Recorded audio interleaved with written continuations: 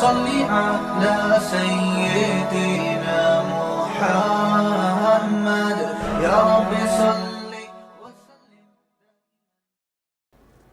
بسم اللہ الرحمن الرحیم. آج تفسیر کے لیکچر میں سورہ آل عمران کا رکوع نمبر 18 اور چوتھے پارے کا رکوع نمبر 9واں رکوع انشاءاللہ آپ کے سامنے پیش کروں گا.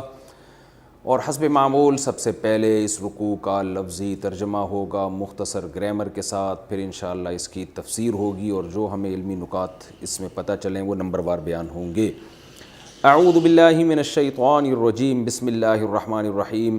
الذین استجابوا للہ، یہ وہ لوگ ہیں جنہوں نے قبول کی اللہ کی دعوت. استجابہ کا معنی ہوتا ہے، دیکھیں جواب سے نکلا ہے، جب ہم کسی کو جواب دیتے ہیں تو کیا مطلب رپلائی کیا ہم نے.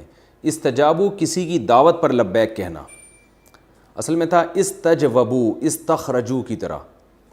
تو استجابو اللہ کی طرف جب نسبت ہو تو اس کا معنی ہوتا ہے بندے کی دعا قبول کرنا، بندے کی طرف نسبت ہو تو اس کا معنی ہوتا ہے حکم کی بجا آوری کرنا، اس کی دعوت پر لبیک کہنا.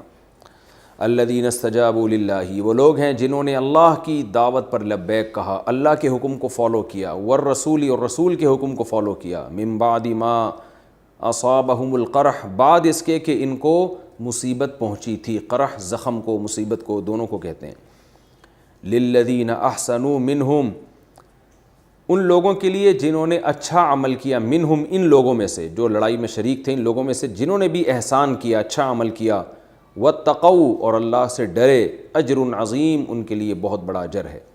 الذین، یہ وہ لوگ ہیں. قال لهم الناس، لوگ ان سے کہنے لگے. ان الناس قد جمعوا لکم، بے شک لوگ تمہارے لیے جمع ہو رہے ہیں.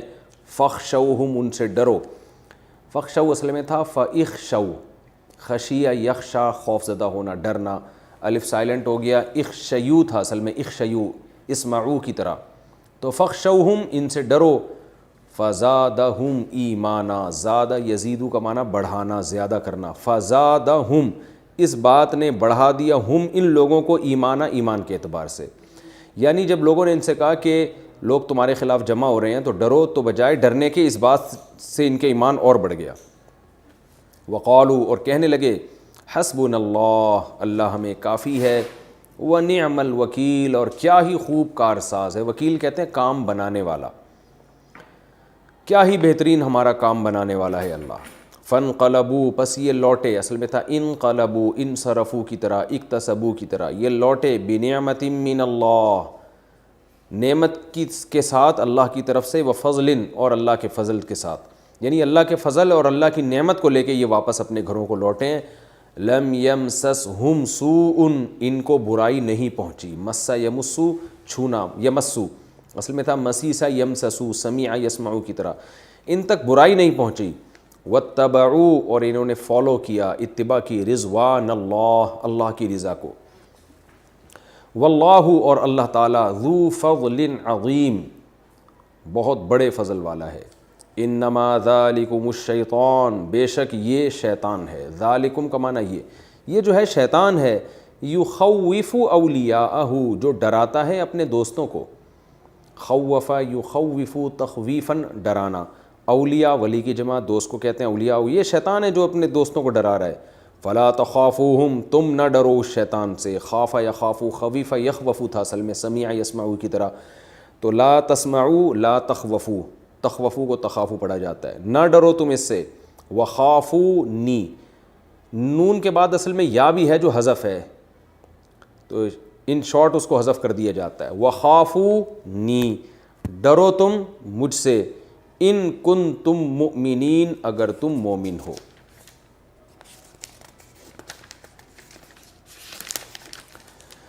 ولا يحزنك الذين يسارعون في الكفر، حزن يحزن، غمزدہ کرنا. اور غمزدہ نہ کریں. الذین، وہ لوگ. لا يحزنك، اے نبی آپ کو غمزدہ نہ کریں. الذین، وہ لوگ. یسارعون فی الکفر، جو کفر میں جلدی کر رہے ہیں. انہم، بے شک یہ لوگ. یسارعون کا معنی وہی مسارعت سے ایک دوسرے سے آگے نکلنا، کفر میں ایک دوسرے سے آگے بڑھنے کی کوشش کر رہے ہیں. یہ لوگ آپ کو غمزدہ نہ کریں. انہم، بے شک یہ لوگ. لن یضر اللہ، ہرگز نہیں نقصان پہنچا سکتے اللہ کو، شیئن ذرا بھی، ضر یضر ضرر یضرر تھا نصر ینصر کی طرح، یرید اللہ اللہ چاہتا ہے، کیا چاہتا ہے؟ اللہ یجعل، اللہ اصل میں تھا ان لا، اللہ ارادہ کرتا ہے ان اس بات کا کہ لا یجعل لہم نہیں بنائے ان کے لیے حظا فی الآخرہ، آخرت میں کوئی بھی حصہ، اللہ چاہتا ہے کہ آخرت میں ان کو کچھ بھی نہ ملے، وَلَهُمْ عَذَابٌ عَظِيمٌ اور ان کے لیے بہت بڑا عذاب ہے، ان الذین اشتروا الکفر بالایمان، بے شک وہ لوگ جنہوں نے خریدا کفر کو ایمان کے بدلے میں، لن یضر اللہ شیئا، ہرگز اللہ کو نقصان نہیں پہنچا سکتے، وَلَهُمْ عَذَابٌ علیم اور ان کے لیے دردناک عذاب ہے، وَلَا يَحْسَبَنَّ الَّذِينَ كَفَرُوا اور ہرگز گمان نہ کریں وہ لوگ جو کافر ہیں، حسبہ یحسبو گمان کرنا سوچنا، ہرگز گمان نہ کریں وہ لوگ، یہ ہرگز کا جو ترجمہ میں کر رہا ہوں نون تاکید کی وجہ سے، ہرگز گمان نہ کریں وہ لوگ جو کافر ہیں، کیا گمان نہ کریں؟ انما اس بات کا کہ بے شک، نملی لہم ہم جو ان کو مہلت دے رہے ہیں، املا یملی املاءن کا معنی ہوتا ہے مہلت دینا، اکرم یکرم اکرامن کی طرح، کافر لوگ ہرگز گمان نہ کریں کہ ہم جو ان کو مہلت دے رہے ہیں خیر لہم خیر لانفسہم، یہ مہلت ان کی جانوں کے لیے بہتر ہے، یہ ہرگز نہ سمجھیں، انما نملی لہم بے شک ہم تو صرف ان کو مہلت دے رہے ہیں، کیوں دے رہے ہیں؟ لی یزدادو، لی کا معنی تاکہ، یعنی لیے، یزدادو اصل میں تھا یزدویدو، یفتعلو کی طرح، یکتسبو کی طرح، تو پڑھا جاتا ہے یزدادو، تاکہ یہ زیادہ سے نکلا ہے نا، زیادت، لیزدادو تاکہ یہ زیادہ ہو جائیں، اثمن ازروع اسم کے، یعنی ہم ان کو مہلت اس لیے دے رہے ہیں تاکہ یہ گناہ میں اور بڑھ جائیں، وَلَهُمْ عَذَابٌ مُهِينٌ اور ان کے لیے عذاب ہے مہین، اہانت والا، ذلیل کرنے والا، ما کان اللہ نہیں ہے اللہ، کانا کا معنی ہے، ما کان اللہ اللہ نہیں ہے ایسا، کیسا؟ لی یذرا، لی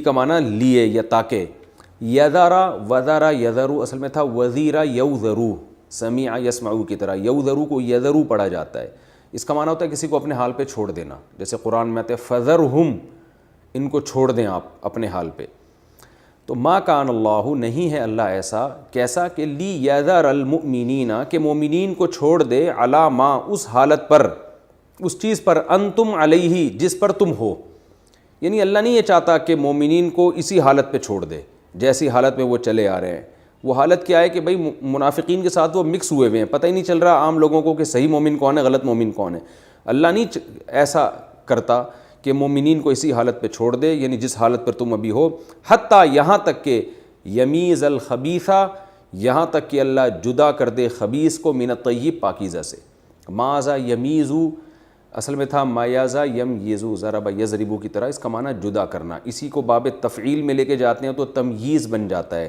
میزا یمیزو تمییزن الگ کرنا، تبھی ہم یہ جو اردو میں لفظ آیا نا تمیز سے بیٹھو، یہ اسی تمییز سے آیا اصل میں، یعنی اپنی حالت کو دوسری حالت سے جدا اور ممتاز رکھ کے بیٹھو، مکس نہ کرو صحیح حالت اور غلط حالت کو، تو ہم کہتے ہیں نا اس میں تمیز نہیں ہے، کیا مطلب؟ یہ فرق نہیں کر سکتا صحیح اور غلط میں، تو یہ تمییز کا لفظ عربی سے اردو میں تمیز بن گیا، پھر وہ پھیلتا چلا گیا، اس کے معنی میں وسعت ہوتی چلی گئی، اب کوئی بھی آدمی الٹے کام کر رہا ہوتا ہم کہتے ہیں بدتمیز، حالانکہ یہ اصل میں تھا تمییز، صحیح کو غلط سے جدا کرنے والا، حتیٰ یمیز الخبیث من الطیب، یہاں تک کہ اللہ جدا کر دے خبیث کو پاکیزہ سے، یعنی اللہ مسلمانوں کو ایسے نہیں چھوڑ سکتا تھا جب تک اللہ کھرے کھوٹے کو الگ نہ کر دے، وما کان اللہ اور نہیں ہے اللہ تعالیٰ ایسا، لیطلعکم علی الغیب کہ مطلع کرے تم کو غیب پر، اطلع یطلع اطلاعا کا معنی مطلع کرنا باب افعال سے،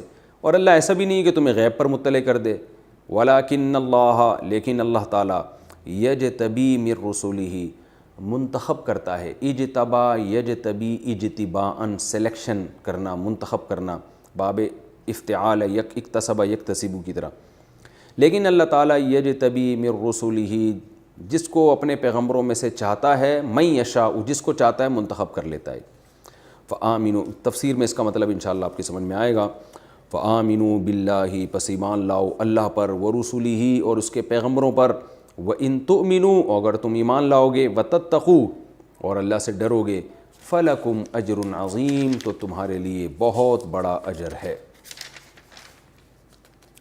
ولا يحسبن الذين يبخلون، اور ہرگز گمان نہ کریں وہ لوگ، یبخلون جو بخل کرتے ہیں، بخیل یبخلو، سمع یسمع کی طرح، جو بخل کرتے ہیں بما، ان نعمتوں پر یا اس دولت پر، آتاہم اللہ من فضلہ، جو اللہ نے ان کو عطا کی ہے اپنی فضل سے، تو اس کے بارے میں گمان نہ کریں۔ کیا گمان کریں؟ ہوا خیر لہم، کہ یہ ان کے لیے بہتر ہے، یعنی یہ بخل کرنا ان کے لیے بہتر ہے۔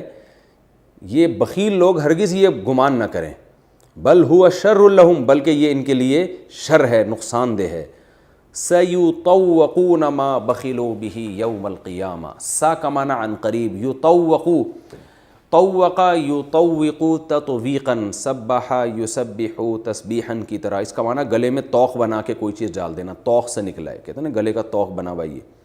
تو اللہ فرماتا ہے سیطوقون ما، اس چیز کو توق بنا کے ان کے گلے میں ڈال دیا جائے گا۔ کس چیز کو؟ بخیلو بھی، جس چیز کے ساتھ یہ بخل کر رہے ہیں، جس دولت کے ساتھ یہ بخل کر رہے ہیں نا، یہی دولت قیامت کے دن، یوم القیامہ، قیامت کے دن ان کے گلے میں توق بنا کے ڈال دی جائے گی۔ وَلِلَّهِ، اور بے شک اللہ کے لیے ہے، میراث السماوات والارض، آسمانوں اور زمین کی میراث۔ میراث کا معنی جو میراث ہوتی ہے نا، جیسے باپ سے اولاد میں جاتی ہے تو کوئی اس کو روک نہیں سکتا، باپ کے بعد وہ اولاد ہی کے پاس جائے گی، تو اب باپ مرے گا تو جائے گی، لیکن میراث ایک ایسی چیز ہے جو چھوٹ نہیں سکتی۔ تو اسی طرح اللہ نے فرمایا کہ زمین اور آسمان کی جو میراث ہے یہ حقیقت میں اللہ ہی کے لیے ہے، یعنی وقتی طور پر تو تم اس کے مالک بن جاتے ہو، لیکن حقیقی مالک اس کا اللہ تھا، اور ظاہری طور پر تمہارے ہاتھ میں، حقیقت میں پھر اللہ کے ہاتھ میں ہی آئے گی یہ سب کچھ۔ ابھی بھی اللہ قادر ہے، دیکھنے میں ایسا لگتا ہے کہ انسانوں کے پاس ہے، لیکن بالآخر اینڈ میں حقیقت میں ہی ظاہری طور پر بھی اللہ کے پاس چلی جائے گی۔ تو حقیقی مالک آسمانوں اور زمینوں کا اللہ ہے۔ واللہ بما تعملون خبیر، اور جو کچھ تم کر رہے ہو اللہ اس سے باخبر ہے۔ یہ تو اس رکوع کا لفظی ترجمہ اور مختصر گرامر ہو گئی۔ اب انشاءاللہ ہم اس کی تفسیر کی طرف جاتے ہیں۔ غزوہ احد ہی کا مضمون ہے اس میں، اور اس کے بعد یہ مضمون یہاں ختم ہو رہا ہے، اور پھر اگلے رکوع میں غزوہ احد کا تذکرہ نہیں ہوگا۔ اس میں اللہ نے اس رکوع کے شروع میں ان صحابہ کی تعریف کی ہے جو زخم سے چور تھے۔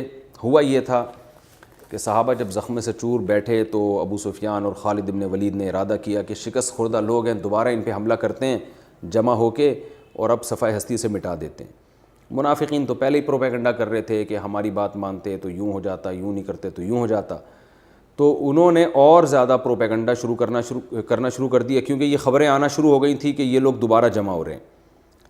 تو آ کے پھر صحابہ کرام کو لوگوں نے ڈرانا شروع کر دیا کہ بھئی اب تو دوبارہ مجمع جمع ہو رہا ہے، اب تو تم گئے کام سے۔ ادھر نبی صلی اللہ علیہ وسلم حوصلہ افزائی کر چکے تھے، تو ایسی صورت میں صحابہ دوبارہ جنگ کے لیے تیار ہو گئے۔ انہوں نے کہا کوئی بات نہیں، ہم شکست کھا چکے ہیں، لیکن ہم اب مزید شکست برداشت نہیں کریں گے، اور زخموں سے چور تھکے ہوئے اس کے باوجود ان کا حوصلہ بلند ہوا اور وہ کھڑے ہو گئے لڑائی کے لیے۔ تو اس پہ قرآن نے ان کی تعریف کی، فرمایا الذین، یہ وہ لوگ ہیں استجابوا للہ والرسول، کہ جو اللہ اس کے رسول کی پکار پر لبیک کہہ رہے ہیں۔ کیونکہ نبی نے جب پہلی دفعہ پکارا تھا اس وقت تو موقع یعنی ایسا تھا کہ اتنا خوف تھا کہ چلے گئے، لیکن جب نبی نے دوبارہ پکارا اور کعب بن مالک کو بھیجا تو یہ جمع ہو گئے دوبارہ۔ تو اللہ نے تعریف کی، وہ لوگ ہیں کہ جنہوں نے اللہ اس کے رسول کی پکار پر لبیک کہا، من بعد ما اصابہم القرح، جبکہ ان کو زخم پہنچ چکے تھے۔ زخمی فوج کے لیے دوبارہ اٹھنا بہت مشکل ہوتا ہے، لیکن یہ جمع ہو گئے۔ اللہ فرماتے ہیں للذین احسنوا منہم، ان لوگوں میں جو بھی اچھا عمل کرے گا اور تقوی اختیار کرے گا اس کے لیے اجر عظیم ہے۔ یہ منافقین سے اعتراض ہے کہ کچھ تو ایسے تھے جو احسان نہیں کر رہے، وہ اٹھ نہیں رہے تھے، وہ تو پہلے ہی بھاگنے کے موڈ میں تھے۔ تو اللہ فرماتے ہیں جو ان میں مخلص لوگ ہیں ان کے لیے اجر عظیم ہے۔ الذین قال لهم الناس، یہ وہ لوگ ہیں کہ ان سے جب لوگوں نے کہا، لوگوں سے مراد وہی عام لوگ آ کے جب ان کو بتا رہے تھے، ان الناس قد جمعوا لکم، کہ لوگ تمہارے خلاف جمع ہو گئے ہیں۔ لوگ سے مراد خالد بن ولید اور ابو سفیان، ان کا لشکر جمع ہو گیا ہے۔ فخشوہم، ان سے ڈرو، فزادہم ایمانا، تو بجائے ڈرنے کے ان کے ایمان میں اور اضافہ ہو گیا، ولولہ پیدا ہوا، جوش پیدا ہوا ان کے اندر. وقالوا، اور کہنے لگے، حسبنا اللہ، اللہ ہمیں کافی ہے، ونعم الوکیل، اور بہترین کارساز ہے، اللہ پہ توکل کرتے ہیں، دوبارہ لڑیں گے ہم. تو اللہ کو یہ ادا اتنی پسند آئی. ایک طرف تو اللہ نے کافروں کے دلوں میں رعب ڈال دیا، وہ پھر ان کو جب پتہ چلا یہ تو دوبارہ لڑائی کے لیے تیار ہیں تو وہ ڈر گئے. انہوں نے کہا ایسا نہ ہو جو جیتی ہوئی جنگ پھر ہم دوبارہ ہار جائیں، اور وہ چلے گئے واپس. پھر صحابہ کرام جب گھروں کو لوٹے تو شکست خوردہ لوگوں کی طرح نہیں لوٹے بلکہ فاتحین کی طرح لوٹے، کیونکہ انہوں نے دوبارہ نبی کی پکار پر لبیک کہا اور دوبارہ جنگ کے لیے تیار ہو گئے. اسی کا اللہ نے تذکرہ کیا، فانقلبوا بنعمت من اللہ، اللہ کی نعمت کے ساتھ یہ واپس لوٹے ہیں، وفضل، اور اللہ کے فضل کے ساتھ. لم یمسسہم سوء، ان کو برائی نہیں پہنچی. کیا مطلب؟ اللہ کی نافرمانی کی برائی نہیں پہنچی. یہ بھی مطلب ہو سکتا ہے، مثال کے طور پر اگر یہ کہہ دیتے ہم نہیں اٹھ رہے تو شرمندگی کے ساتھ گھر میں داخل ہوتے ہیں کہ اللہ اور اس کے رسول کی نافرمانی کی ہم نے. اور دوسرا مطلب یہ بھی ہے کہ دوبارہ ان کو دنیاوی برائی نہیں پہنچی. مشرکین مکہ حملہ کرتے اور دوبارہ ظاہر ہے کچھ نہ کچھ مسائل تو کھڑے ہوتے، تو وہ برائی بھی ان کو نہیں پہنچی. تو اللہ کی نظر میں بھی اچھے بن گئے، نبی کی نظر میں بھی اچھے بن گئے، اور اللہ نے آزمائش سے بھی بچا لیا، دوبارہ کافروں کو جنگ کرنے سے روک دیا. اس برائی سے بھی اللہ نے ان کو بچا لیا. واتبعوا رضوان اللہ، اور انہوں نے اللہ کی رضا کو فالو کیا. واللہ ذو فضل عظیم، اللہ بہت بڑے فضل والا ہے. آگے اللہ فرماتے ہیں کہ یہ جو لوگوں نے آ کے تم کو ڈرایا نا کہ لوگ دوبارہ تمہارے خلاف جمع ہو رہے ہیں، ڈر جاؤ، یہ جو لوگ ڈرا رہے تھے، انما ذالکم الشیطان، یہ اصل میں شیطان ہے جو اس طرح کی باتیں لوگوں کے دلوں میں ڈالتا ہے. اور اس سے شیطان کرتا کیا ہے؟ یخوف اولیاءہ، اپنے دوستوں کو ڈراتا ہے. وہ جو اللہ کے ولی ہیں وہ ان پروپیگنڈوں سے نہیں ڈرتے، اپنے دوستوں کو، منافقین کو ڈرایا ہے اس نے. فلا تخافوہم، لہذا تم شیطان سے مت ڈرا کرو، وخافونی، مجھ سے ڈرو، ان کنتم مومنین، اگر تم مومن ہو. منافقین کی اس طرح کی شرارتیں، پروپیگنڈے سے رسول اللہ صلی اللہ علیہ وسلم بہت زیادہ غمزدہ ہوتے تھے. ظاہر ہے اس طرح کے پروپیگنڈا جب آزمائش میں ہوتا ہے، ایک تو آپ پہلے ہی اس شکست میں، آزمائش میں، اور اس طرح کے پروپیگنڈے ہوں تو نبی بہت غمزدہ ہوتے تھے. اللہ نے آپ صلی اللہ علیہ وسلم کی تسلی کے لیے یہ آیات نازل کیں. فرمایا وَلَا يَحْزُنْكَ الَّذِينَ يُسَارِعُونَ فِي الْكُفْرِ، جو لوگ کفر میں جلدی کر رہے ہیں، آگے بڑھ رہے ہیں. ویسے تو منافق پہلے بھی کافر تھے، لیکن ان آزمائشوں کے بعد اور زیادہ کفر میں ان کے اضافہ ہو گیا تھا. تو اللہ نے فرمایا جو کفر میں اضافہ کرتے چلے جا رہے ہیں، روز بروز آزمائشوں میں ان کا نفاق کھل کے سامنے آ رہا ہے، اے نبی آپ ان سے غمزدہ نہ ہوں.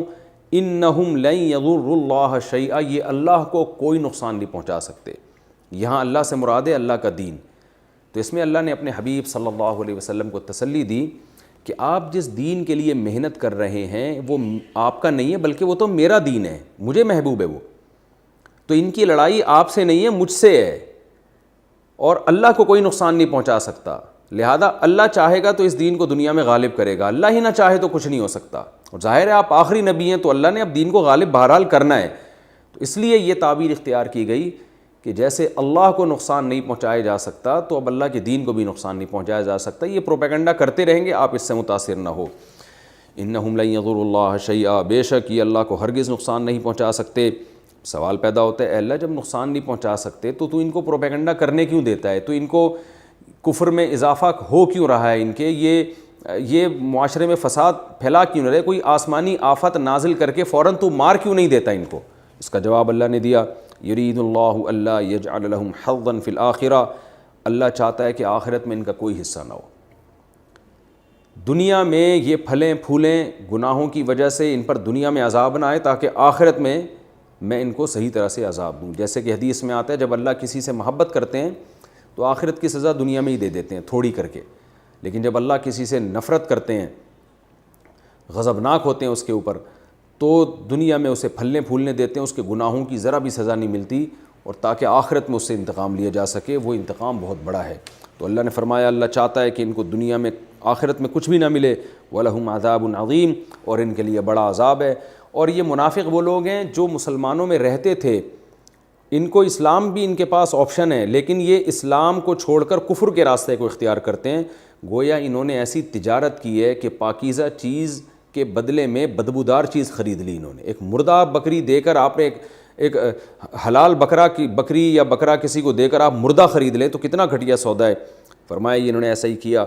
ان الذین اشتروا الکفر بالایمان، بے شک وہ لوگ جنہوں نے ایمان کے بدلے میں کفر کو خریدا، لن یضروا اللہ شیئا، یہ اللہ کو کوئی نقصان نہیں پہنچا سکتے، وَلَهُمْ عَذَابٌ علیم، ان کے لیے دردناک عذاب ہے.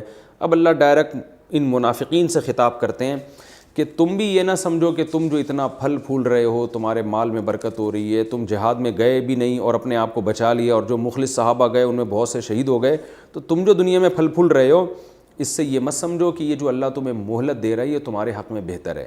لا یحسبن الذین کفروا، جو کافر لوگ ہیں یہاں منافق مراد ہیں، وہ یہ نہ سمجھیں کہ ہم جو ان کو مہلت دے رہے ہیں خیر لانفسہم، یہ ان کے لیے بہتر ہے. انما نملی لہم لیزدادوا اسما، ہم اس لیے مہلت دے رہے ہیں تاکہ ان کے گناہوں میں اور اضافہ ہو. تو یاد رکھیں اس آیت کا یہ مطلب نہیں ہے کہ اللہ جان کر مہلت اس لیے دے رہا ہے تاکہ یہ گناہ کریں. اللہ تو کبھی بھی نہیں چاہتا کہ گناہ کریں، لیکن بعض دفعہ گناہ کی سزا میں اللہ تعالیٰ مزید گناہوں کو آسان بنا دیتے ہیں کہ تم جب ہدایت پہ نہیں چاہتے، تم یہی لائف اسٹائل چاہتے ہو تو ٹھیک ہے، پھر رج کے تم مزے اڑاؤ. یہ مطلب ہے اس آیت کا، تاکہ ہم آخرت میں تمہیں پکی ڈھکی سزا دیں. یہ مطلب نہیں ہے کہ جو اللہ زبردستی ان پہ گناہوں کو مسلط کر دیتا ہے. فرمایا انما نملی لہم، ہم ان کو مہلت اس لیے دیتے ہیں لیزدادوا اسما، تاکہ ان کے گناہوں میں اور اضافہ ہو. ولہم عذاب مہین، اور قیامت میں ان کے لیے ذلت کرنے والا، ذلیل کرنے والا عذاب ہو.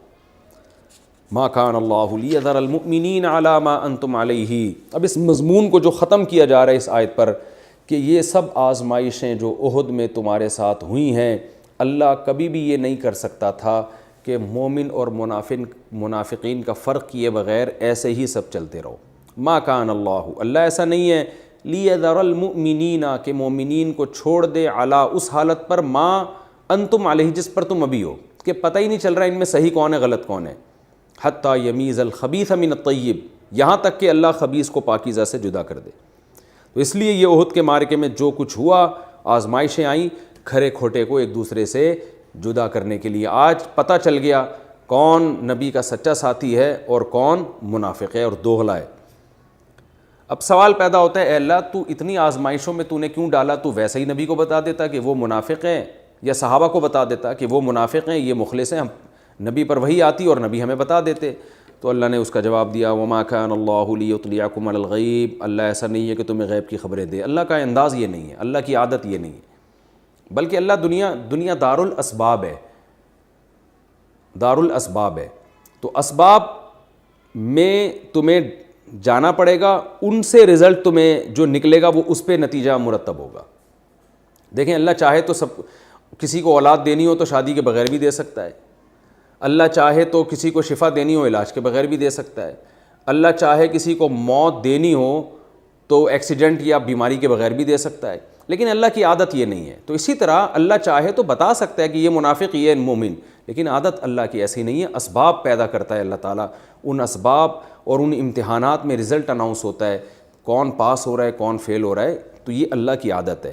پھر سوال پیدا ہوتا ہے کہ بھائی پھر تو جب غیب کا علم اللہ کسی کو بھی نہیں دیتا تو پھر پیغمبروں کو بھی تو اللہ بہت سی چیزیں ایسی بتا رہا ہوتا ہے جو اسباب سے ہٹ کر. پیغمبر پر تو فرشتے آتے ہیں اور وہ بتاتے ہیں کہ یہ صحیح ہے یہ غلط ہے، بغیر کسی لاجک کے بغیر کسی سبب کے اللہ کی طرف سے پیغمبروں کو کیسے خبریں مل جاتی ہیں.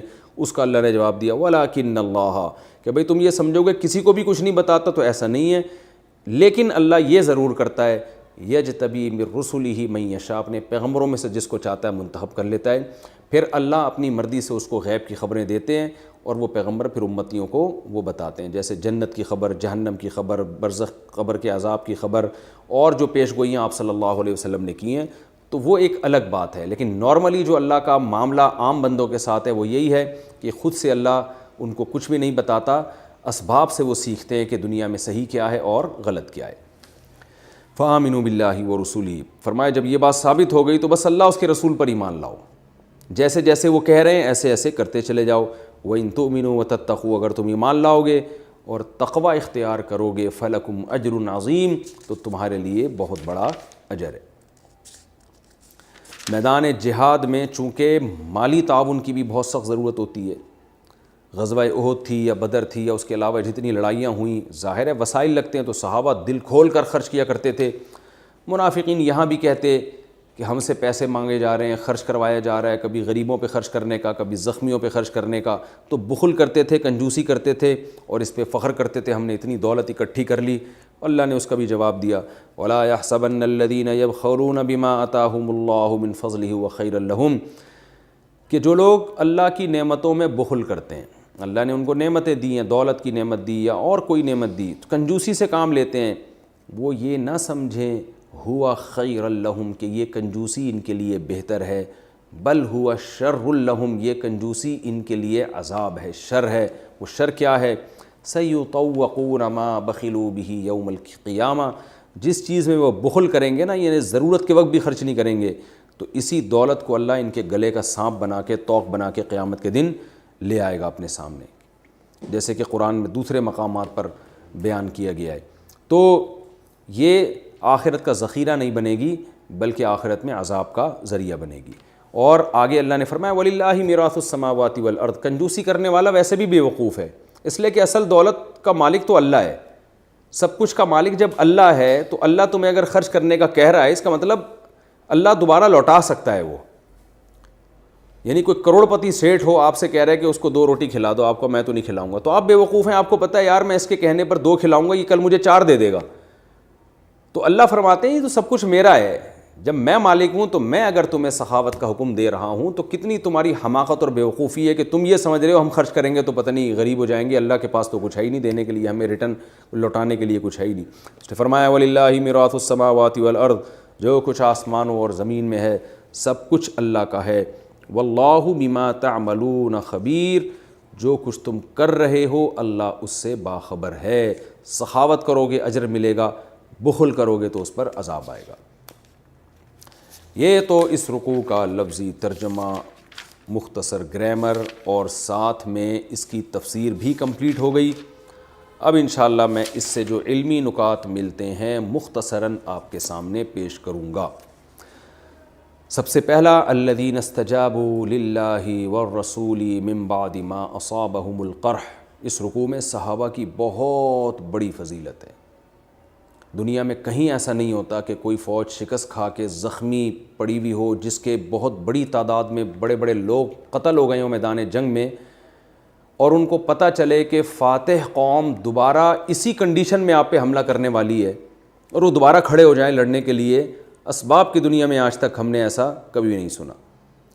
تو قرآن تعریف کر رہا ہے صحابہ کرام کی کہ یہ وہ لوگ ہیں جنہوں نے اللہ اس کے رسول کی پکار پر لبیک کہا اور زخم پہنچنے کے باوجود دوبارہ کھڑے ہو گئی. اس لیے ہمیں صحابہ سے محبت کا حکم ہے کہ یہ وہ نبی کے جانشین ہیں جنہوں نے سختیوں میں آپ صلی اللہ علیہ وسلم کا ساتھ دیا اور اسلام کا دفاع کیا. ایک اور سبق ہمیں کیا ملتا ہے؟ الذین قال لهم الناس ان الناس قد جمعوا لكم فاخشوهم, کہ ادھر سے لوگ جمع ہو کے ان پہ حملہ کرنے کی باتیں کر رہے ہیں, تو کچھ لوگوں نے کیا کیا, آ کے ان کو اور ڈرانا شروع کر دیا.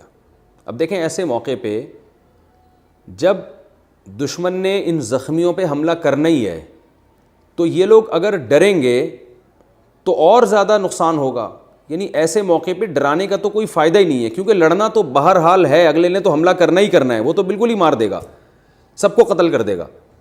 تو ایسے موقع پہ تو ضرورت اس بات کی ہوتی ہے کہ چاہے ان میں لڑنے کی طاقت نہ بھی ہو تو بھی حوصلہ دلایا جائے, کیونکہ اب اس کے علاوہ تو کوئی آپشن ہی نہیں ہے. لیکن کیا ہو رہا ہے کہ پبلک آ کے ڈرا رہی ہے. تو ایسے لوگ ہماری صفوں میں بھی موجود ہو سکتے ہیں کہ ہم جب کسی ٹینشن میں ہوں, پریشانی میں ہوں, جس میں ہمیں حوصلے کی ضرورت ہو, تو وہ آ کے اور زیادہ ڈرا رہے ہوں. تو معاشرے میں جہاں آپ کو ایسے موقع پہ اس طرح لوگ آ کے ڈرائیں تو آپ کو یہ سوچ لینا چاہیے کہ یہ میرا خیر خواہ نہیں ہے, یہ محبت کا لیبل لگا رہا ہے, مگر یہ ہے منافق اور مجھے نقصان پہنچانے کی کوشش کر رہا ہے. ایسے موقع پہ حوصلہ دلانے والے لوگ آپ کے اپنے ہوتے ہیں, ڈرانے والے لوگ آپ کے اپنے نہیں ہوتے. تیسری علمی نقطے کی بات یہ پتہ چلتی ہے, قرآن نے جو کہا انما ذالکم الشیطان یخوف اولیاءہ, یہ شیطان ہے جو اپنے دوستوں سے تمہیں ڈراتا ہے. اس سے ہی پتہ چلا کہ حوصلہ پست کرنے والی باتیں شیطان کی طرف سے ہوتی ہیں, اور اس سے ڈرتے بھی وہی لوگ ہیں جو شیطان کے دوست ہوتے ہیں. جن میں اللہ پر اعتماد اور توکل ہے وہ ان باتوں سے گھبراتے نہیں ہیں. تو ایسے موقع پہ ہمیں خود کو آزمانا چاہیے کہ اگر کوئی ہمارے حوصلے پست کر رہا ہے، ہم اگر ڈر رہے ہیں تو سمجھ لیں شیطان سے اچھے تعلقات ہیں، خوف زدہ نہیں ہو رہے تو سمجھ لیں کہ رحمان سے اچھے تعلقات ہیں۔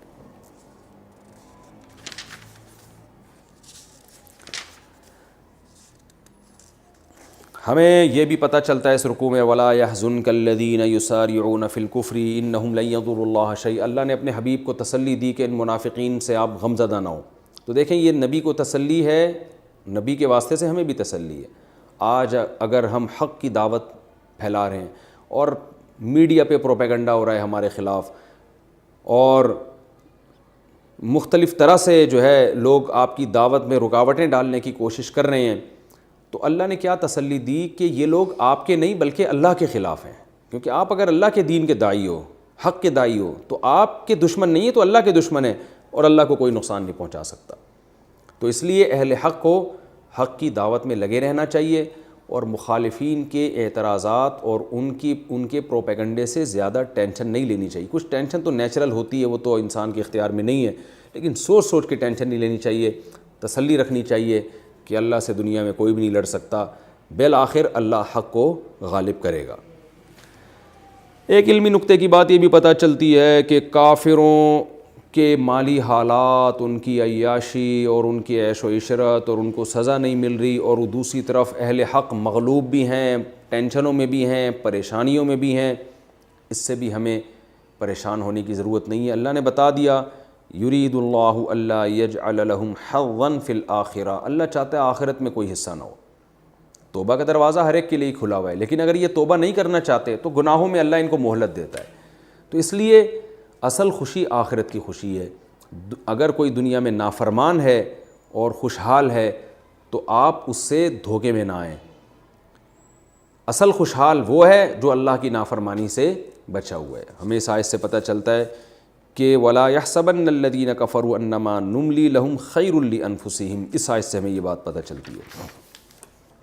مَا كَانَ اللَّهُ لِيَذَرَ الْمُؤْمِنِينَ عَلَىٰ مَا أَنْتُمْ عَلَيْهِ، اس سے بھی پتہ چلتا ہے کہ اللہ کی عادت ہے ہمیشہ اللہ آزمائشوں کے ذریعے کھرے اور کھوٹے میں فرق کرتا رہے گا، اور آزمائشوں میں ہی پتہ چلتا ہے۔ اس لیے کہتے ہیں جب بھی کسی سے معاملہ کرو تو پہلے دیکھو کہ یہ آزمائش میں آپ کے ساتھ کیسا تھا۔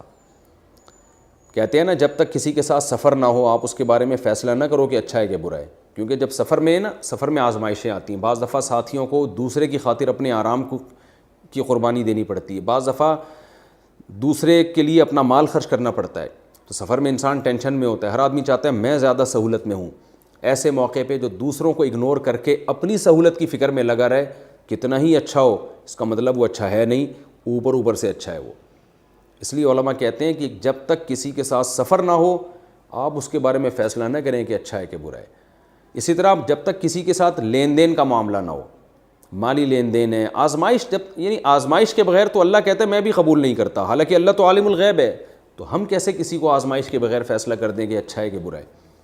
ویسے بدگمان ہونے کی شریعت میں اجازت نہیں ہے، لیکن جب معاملات کریں پھر اس میں اچھا یا برا ہونے سے پہلے پرکھیں کہ یہ حقیقت میں ہے بھی یا نہیں ہے، اور پرکھنے کا طریقہ کیا ہے کہ جب تک اسے آزمایا نہ ہو آپ اس کے بارے میں فیصلہ نہیں کریں۔ ایک بہت اہم علمی نقطے کی بات اس رکوع میں پتہ چلتی ہے، وَمَا كَانَ اللَّهُ لِيُطْلِعَكُمْ عَلَى الْغَيْبِ، کیسی بہترین بات ہے۔ دیکھیں اللہ فرماتے ہیں کہ میں منافقین اور مومنین کے بارے میں نبی کو وحی کے ذریعے بھی بتا سکتا تھا، لیکن میں نے نہیں بتایا۔ کیوں؟ اللہ کی عادت نہیں ہے تمہیں غیب بتائے، دنیا دار الاسباب ہے۔ تو آپ سوچو جب نبی کے دور میں اللہ نے نہیں بتایا تو آج اللہ کیسے بتائے گا لوگوں کو؟ آج مسلمان یہ چاہتے ہی نہیں ہے کہ اسباب اختیار کر کے نتائج پر پہنچے، وہ کہتے ہیں بیٹھے بیٹھے اللہ سارے کام بس وظیفوں سے بنا دے اور خالی دعاؤں سے بنا دے۔ ایسا نہیں ہوگا، دعائیں بھی مانگنی پڑیں گی اور کامیابی کے اسباب بھی اختیار کرنے پڑیں گے۔ آپ کسی پر ایسا اندھا اعتماد نہیں کر سکتے کہ اسے اپنے راز دے دیں جب تک آپ نے اسے آزمایا نہ ہو۔ تو اللہ کی عادت نہیں ہے لوگوں کو بتائے وہ، اللہ نے دنیا کو دار الاسباب بنایا ہے، تو اس دنیا میں رہنے کے لیے کامیابی کے لیے آپ کو کامیابی کے اسباب اختیار کرنے پڑیں گے۔ اور ہمیں اس میں بخل کی برائی پتہ چلتی ہے۔ آج بھی اسلام کو ضرورت ہے کہ اسلام کے لیے مال خرچ کیا جائے۔ ابھی فلسطین میں دیکھیں کتنے مظلوم تھے جن کو پیسوں کی ضرورت تھی، بہت سے لوگوں نے بڑھ چڑھ کر مال بھجوایا۔ تو ایسے دنیا میں حالات آتے رہتے ہیں۔ تو ان میں دو طرح کے لوگ ہیں، ایک اللہ کی راہ میں مال خرچ کرنے والے اور ایک اپنی دولت پہ سانپ بن کے بیٹھنے والے۔ تو اللہ نے دھمکی دی ہے جو ضرورت کے وقت بھی خرچ نہ کریں، وہ یہ نہ سمجھیں کہ یہ دولت ان کے کام آئے گی، بلکہ اسی دولت کو ان کے گلے کا طوق اللہ قیامت کے دن بنا دے گا۔ اللہ تعالیٰ سے دعا ہے کہ اللہ ہمیں اس کے تقاضوں پر عمل کی توفیق عطا فرمائے۔ اگلے ایپیسوڈ میں انشاءاللہ سورہ آل عمران کا رکوع نمبر 19 اور چوتھے پارے کا رکوع نمبر 10 بیان ہوگا، اور غزوہ احد تو اب اس میں ختم ہو چکی ہے، اگلا مضمون اس سے تھوڑا تبدیل ہے۔ وما علینا الا البلاغ۔